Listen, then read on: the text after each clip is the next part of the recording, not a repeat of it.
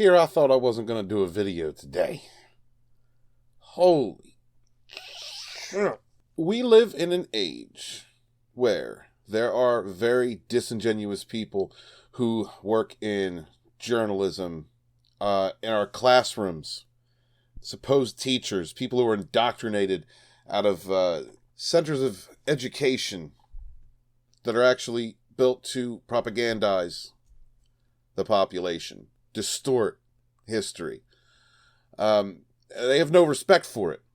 These radicals, these far leftists, these crazy people, they have no respect for what came before them. They don't even recognize facts. It's all about feelings. It's not about data. It's not about respecting history.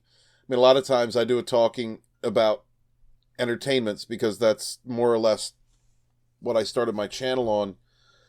But it's a much bigger issue than that. It's literally rewriting history. And then here we see, it's from Bounding into Comics, John F. Trent, historical figure Anne Boleyn gets race swapped in Channel 5's upcoming miniseries. This is not a creative decision. I don't even know where to go with this. I'm so sick of it. I'm so sick of derangement, complete disrespect of science, facts, history, modern myths. These terrible people that are trying to distort the fabric of reality. People saying they're fighting isthenophobes by being isthenophobes. I'm tired of people just completely changing the fabric of reality around them to something that's totally unrecognizable and then presenting it as fact. Or attempting to. Like feelings over facts. I'm so sick of this. And then I have to watch what I say. Because we get scrutinized too, those of us of common sense. We get scrutinized by the crazies by bringing up facts. Let's take a look at the stupidity before my headache sets in. British TV station Channel 5 will race swap historical figure Anne Boleyn for their upcoming miniseries about the last months of the executed Queen of England's life. Why? I mean, this chick, she has nice cans. The nose ring thing's kind of weird. I'm sorry, I'm not down with the nose. It looks like you got a snot falling out of your face. I'm just not down with the nose ring thing, but she's okay looking. I mean, I like dark-skinned girls, but I don't know. You know what? This is a complete turnoff for me. Why did you accept this job? A person like this, I don't even care. It ain't even about a paycheck. You accepted this job because you want to distort history. You want to be a part of that process. I'm sorry that there's other parts of the world, I think, African heritage, that you could choose a part from if you wanted to play an historical figure, that you could. For those who are unfamiliar with Anne Boleyn, she was the second wife of Henry VIII of England. Was a key figure in the English Reformation that saw Henry VIII create the Church of England and cut ties with the Catholic Church. It was a big part of history, of European history. Well, European history, but British history. It's a big part of it. There's a lot of movies out there about it, and definitely a lot of documentation about this time in history, and I suggest you go read it. These were British people. We're not black people. Just weren't.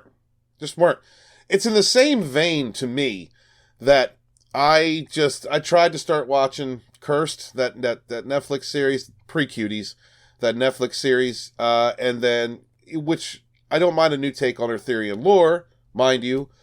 I tried to like it, but honestly, the race swap of Arthur into a black guy, some black nobody, that was done. I had to check out. I just couldn't even get past the second episode of that series. Because it kills it for me. It kills it for me not because of any artistic license on lore or myth, but because it's a story about Britons, and the surrounding areas, the surrounding tribes, surrounding countries. I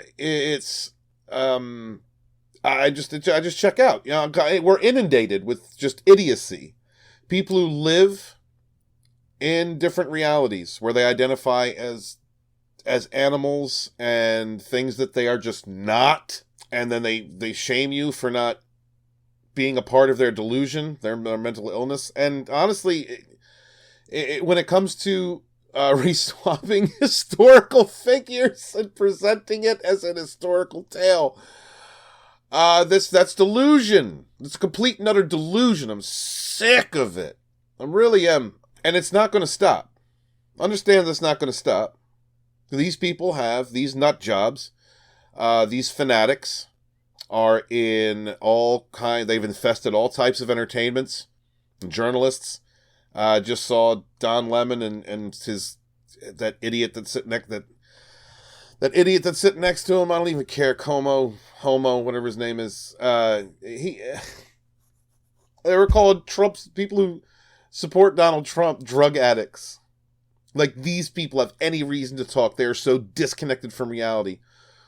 The mainstream media feeds this delusion, this sickness, this mental illness into the mentally ill beneath them in the journalist community. And they feed the mental illness beneath them on social media and in our lives. Not 50 miles from me, there are entire swaths of criminals looting and pillaging. They're upset because a fellow criminal got shot. That's the world we live in. And there are people on the internet that are defending this like, oh my God, this matters. No, you're a nut job. You're mentally ill. You have problems. Your perception is askew because you have hate in your heart or fear, or you're just your chemicals are completely imbalanced. It's fed. It's an entire system of delusion that is fed from politics to entertainments, the journalists, and the nut jobs that they cater to, that toxic vocal minority that they cater to. I am just done with it. I'm sick of hearing about it. I'm sick of these people. And I'm going to fight it tooth and nail. I'm going to fight. That's crazy. Isn't that crazy, people? We have to fight to preserve reality. To preserve reality. The fabric of reality. Isn't that nuts? And thank you to every person that hasn't unsubbed because of my a special kind of gay video. It's pretty nuts. I was trying to be, I don't know, more honest. This is a part of an entire problem.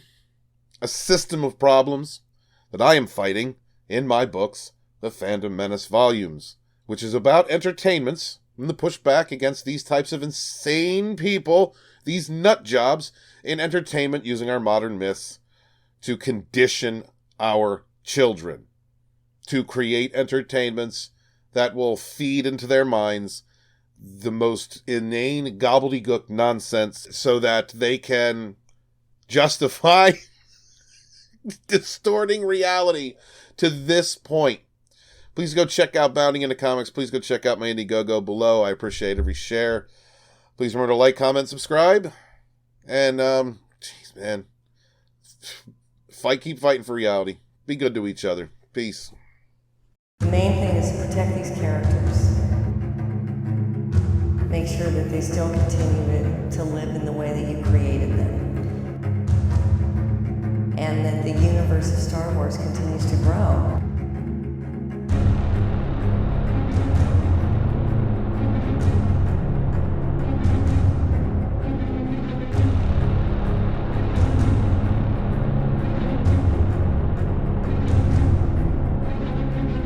By 2018, far-left extremists in Hollywood had been perverting long-established, profitable science fiction properties as platforms to espouse divisive social propaganda. The vision of these creatives was to repurpose established franchises in the hopes of indoctrinating viewers into the bigoted groupthink of the American far-left ideology.